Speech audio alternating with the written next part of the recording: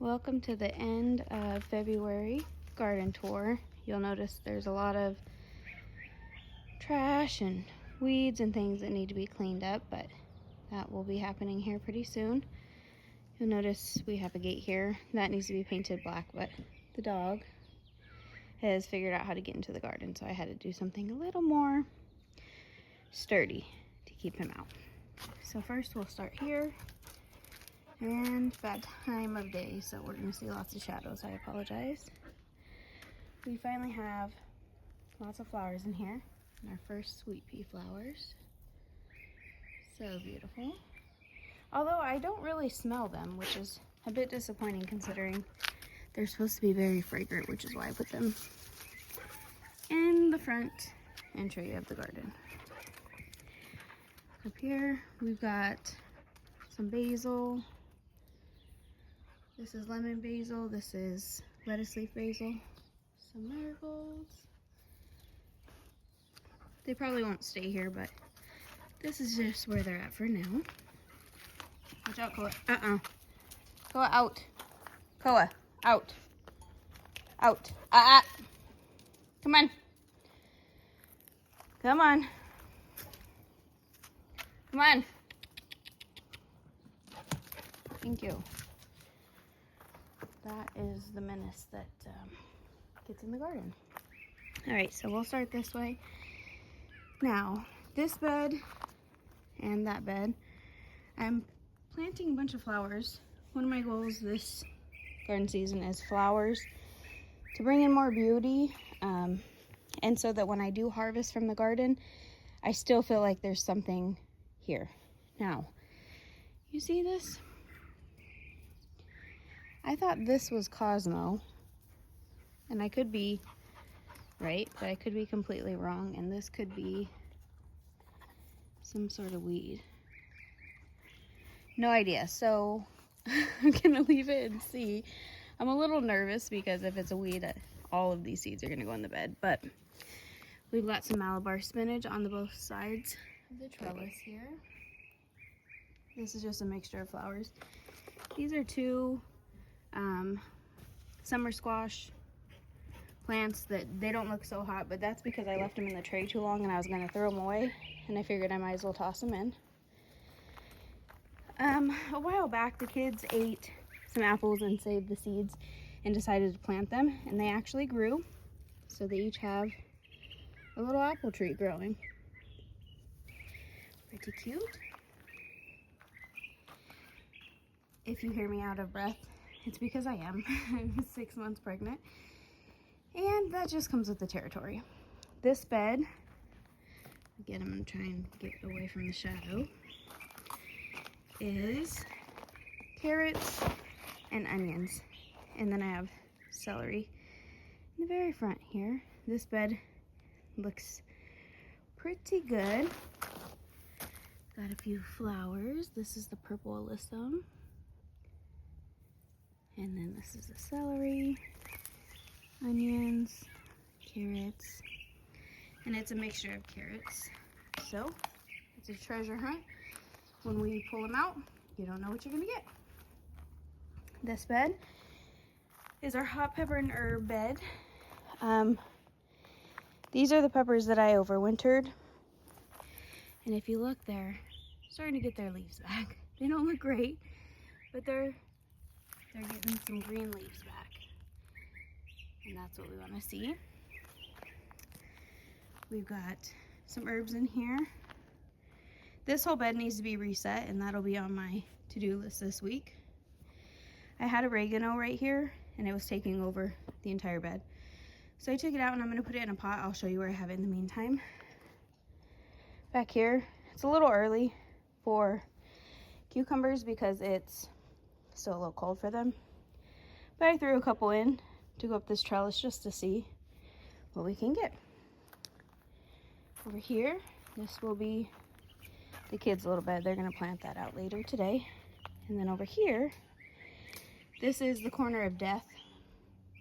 This corner has no irrigation, so it solely relies on me in the middle of summer when it's 115 degrees. So we've tried something different in this area every season. So far, no success. But this year we decided to make it the kids' flower patch, and they just took a mixed bunch of sunflower seeds and other flowers, I don't know, carnations or something, I'm not sure. But they're sprouting up. So this should be exciting to have a little sunflower patch. This is where I usually have my tomatoes. And I don't have anything right here.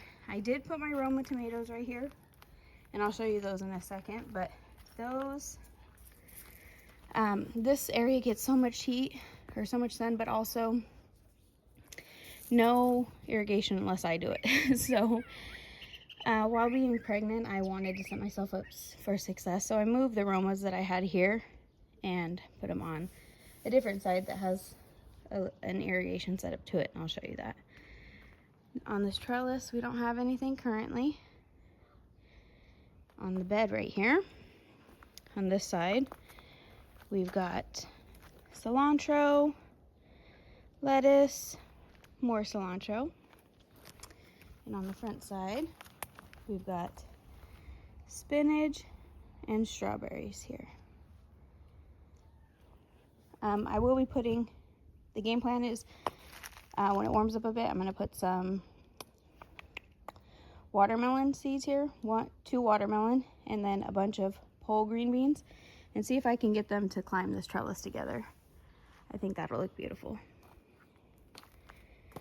Over here, when you go under the tunnel, here is, this looked completely dead. This was completely brown. I neglected it for a very long time, and then I just recently started watering it again, and it is so plump and luscious. It's an aloe plant. Here's that pesky oregano I was telling you about. I just have it sitting in some water, keeping it alive. I'm gonna put it in a pot today and grow it in a pot. They recommend that from the beginning, and of course I knew that, but chose to do it my way, and then it overtook the bed. So I'm correcting it now. And here we have ground cherry. Now this is the biggest ground cherry plant I've gotten. I have done multiple, I don't know, I've probably tried to grow this like 10 different times, and they either die really small or they don't germinate. So hopefully we can try some ground cherries. And then this is where I put the tomatoes. So I have my indeterminate ones along the back. I've got some tomatillos, some, it says yellow currant, but it's really white currant tomatoes. Those will climb up the trellis. And then in the front of them here, I have Roma tomatoes. Now, I struggled a bit with my Roma tomatoes. All of my tomatoes, really.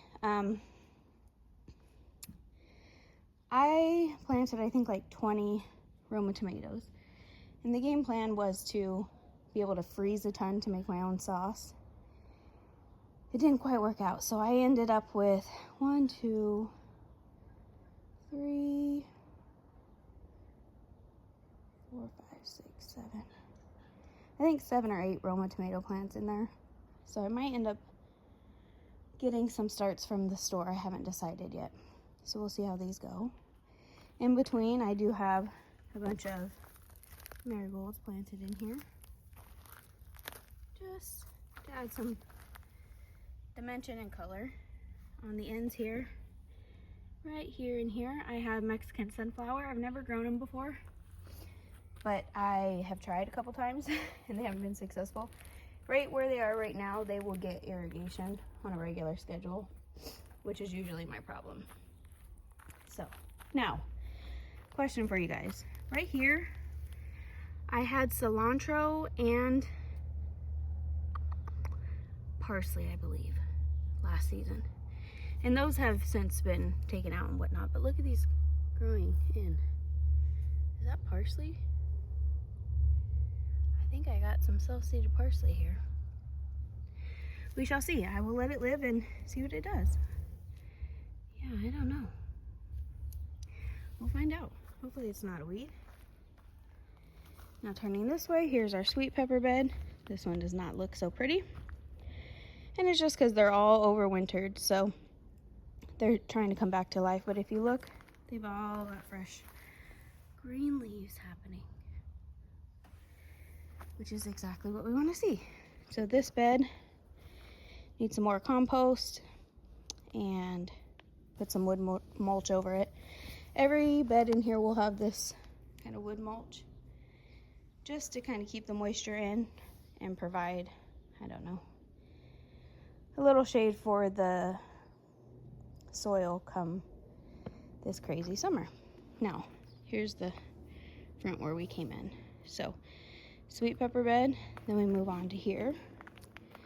And I'm doing it at this weird angle because I'm trying to keep my shadow out for you guys. This bed I put different kinds of zucchini and summer squash. There's 4, and I put these posts in. I'm gonna try and string them up and see if I can keep them from bushing too much to interfere with my walkways, and see if I can grow them up. It'll give them, grow them vertically, it'll give them more airflow and keep it from overtaking the walkway. So we'll see how that goes. I'll keep you guys updated. Also in here we have garlic. This is all garlic that we planted last year, grew, saved, and replanted. And then I told you a goal was to add more flowers into the garden for beauty and for pollinators. So we've got some random flowers in here. This bed is not as full and lush as I want to see it, but it will be soon. We've also got some dill in here. These are some collard greens that I just had left over, so I stuck them in here. Some more dill. Pickles will be happening pretty soon here. And then from this, we've seen peppers. That's the lettuce and strawberries. This is the front, this is the other flower bed with random flowers. And then this is the very first garden bed that you see when you come in. This one has curly kale, collard greens, mustard greens, Swiss chard, some flowers, and some more garlic. This is the most lush bed in here aside from the carrots. But look how pretty this is. Let's see. Look how much food. Crazy, right? And this color on the Swiss chard gets me every year. Every year I am amazed by the beauty of the Swiss chard brings in to the garden. So I will always grow that. But that is it, ladies and gentlemen. That is the end of February garden tour. That's what it's looking like. And I cannot wait to see how lush this looks when the temperature warms up a little bit. So I will be doing these monthly for you guys to give you an update, and of course there'll be videos in between. So if you liked what you saw, you want to see more, give it a thumbs up, subscribe, and feel free to comment down below. I'd love to chit chat with you guys. Until next time, bye.